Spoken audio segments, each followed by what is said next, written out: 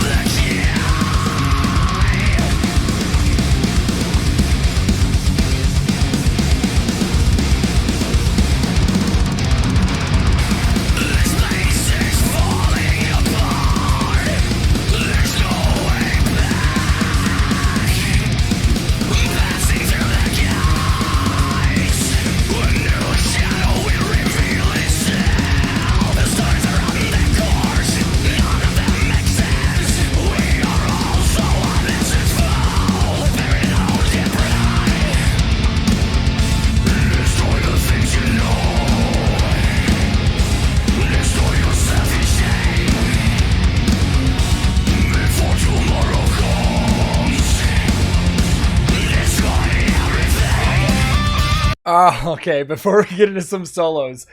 So for me, right away, it's chaotic. It's chaotic in flames. You know, some of their stuff that I'm used to with the older nostalgic sound, while it is fast paced at times, you know, there's a lot of that Melodeath influence, and not as I think it's the drumming. I think it's Tanner's drumming that's picking up that I didn't expect. Because a lot of the riffs are those very old school sounding Melodeath riffs. But dude, like for my frame of reference, this sounds like something that's right from Reroute or Soundtrack to Your Escape. I'd say this sounds very Soundtrack to Your Escape era In Flames, which I fucking loved. So, production-wise on it, it sounds fucking incredible. And dude, Anders' voice sounds awesome on this, dude. Getting some hard shots at some of the gear. And if this is your first time on the channel, what I normally do is break down gear because I'm a touring guitar tech. But there's not a lot of great shots I'm getting. However, I do know a lot of the stuff these guys use. But let's get through this solo section, and I'll try and pick out some stuff that they're using, and we'll talk about it. And I'm happy, dude. Let's go.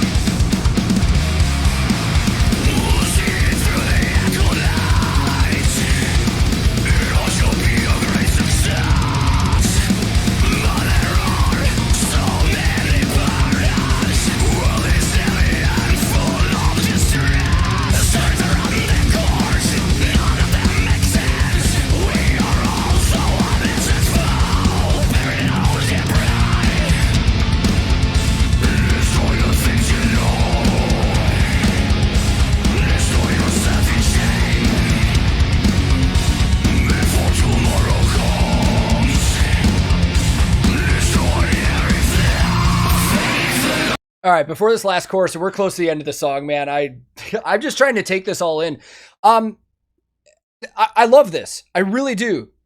I will fully admit, I think this is one of those cases where too many people talked it up to me before I saw it. Because I don't dislike anything about this at all. But this is what sucks about doing reactions sometimes, is when people get excited about stuff that they know I'll like, they tell me too much and they talk it up too much. And I think that may have happened. I don't know, man. I'm trying to think of a really good way to put it, because again, I love this. It's great. But I don't know if it's exactly what I expected because of all the things that people told me. But that being said, I'm loving the sound. I'm loving the production. Video-wise, I'd have to guess that this is a Patrick Elias video. I'd be willing to bet money on it without looking. Okay, let's look really quick. Yeah. Okay, so the reason I say that is because Patrick is Swedish. He's legendary. He's won awards for his music videos, and he works with all of these Swedish artists. And some of these camera shots and stuff like that look very similar to some of the recent Evergrey videos we've seen, which was also Patrick. But Patrick has also done a lot of In Flames videos in the past, so that's why I assumed that was. Gear-wise, I'm not surprised by anything, because I already know a lot about this band. Björn is using a Gibson Les Paul. In fact, it's one of the only guitars I think I've ever seen him use, ever. And he's had signature Les Pauls made for him in the past.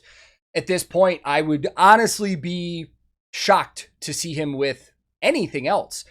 And it's not like it's surprising. The Les Paul is one of the most popular guitars in the world. It was released in the early 50s, and alongside like the Stratocaster and the Telecaster and stuff like that, it's one of the most copied guitars of all times. Like every guitar company ever has done a model that's basically ripping off of a Les Paul, or copying it rather. Now their other guitar player, I know Nicholas was playing with these guys forever, and I never saw like an official statement that said he was not in the band anymore. But I do know he's been taking a hiatus for the last couple of years, and he is very active with the Halo Effect, which is other ex-In Flames members. I do know that the guitar player with them now that's been playing with them and touring for the last couple of years is Chris Broderick, who is also in Megadeth. I don't know exactly what guitar he's using. I can't get really great shots on it, but I know he's an exclusive artist of Jackson Guitars, and he's also had a signature model made that's based on their soloist design. So if that's not his signature, it looks like it's a soloist, but I'm not sure exactly what model it is. Bryce, their bass player, very well known for using Ernie Ball Music Man basses, Stingray, which again, one of the more common basses you see because they're such good basses. And then Tanner, their drummer. I don't think the kit he's using in this video is a Pearl kit who he's endorsed by. It might be. I can't really get a great look, but that often happens in music videos. Sometimes you have to use the gear that's available, especially when it comes to drum kits because you're transporting large objects around and stuff. But he is using Zildjian cymbals, which he is an exclusive artist of. And he's also Promark for drumsticks and Evans for drumheads, which is a combo we see a lot because both of those companies are owned by D'Addario. That's their parent company. So usually when a drummer is using one, they're most likely using the other. But that's pretty much it for gear and production. So let's get this last chorus, finish this out, and we'll go talk about it more.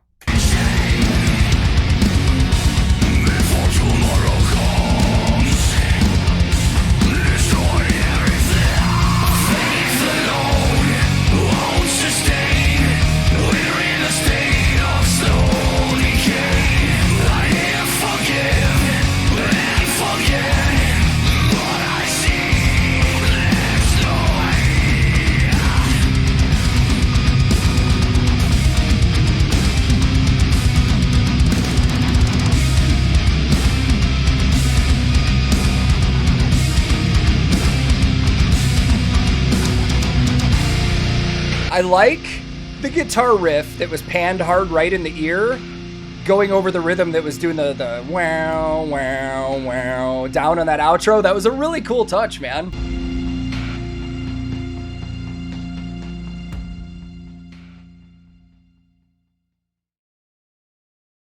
I dig it. Overall, I dig it, man. Let's go talk more about it.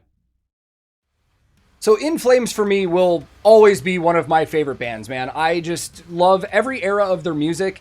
And, you know, I gotta kind of say what I'm about to get into isn't a criticism of the band. It's more along the lines of, you know, hearing about it before I saw it, like I was saying in the video. But I don't know, man. So many people were like, oh, this is like Clayman, Horacle era In Flames. And if I'm being honest, I don't really hear that. I don't really hear that at all.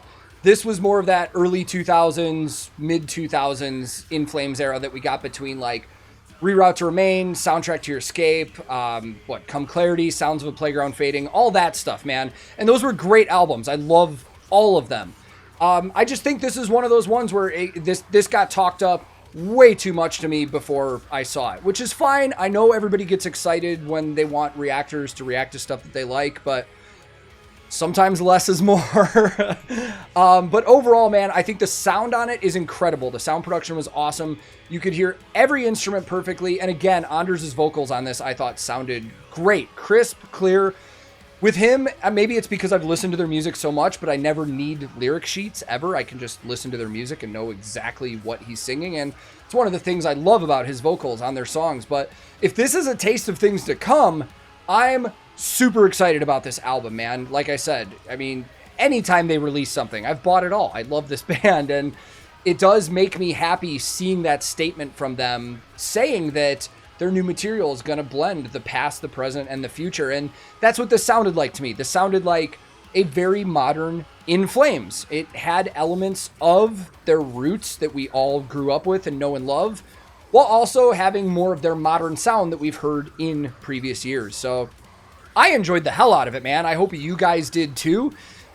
Just as a reminder, I'll throw links below for their social medias and stuff like that so you can keep up with them, because they just announced a kick-ass North American tour that they're doing with Fit for an Autopsy, and Orbit Culture. And I mean, to me, that's a dream lineup.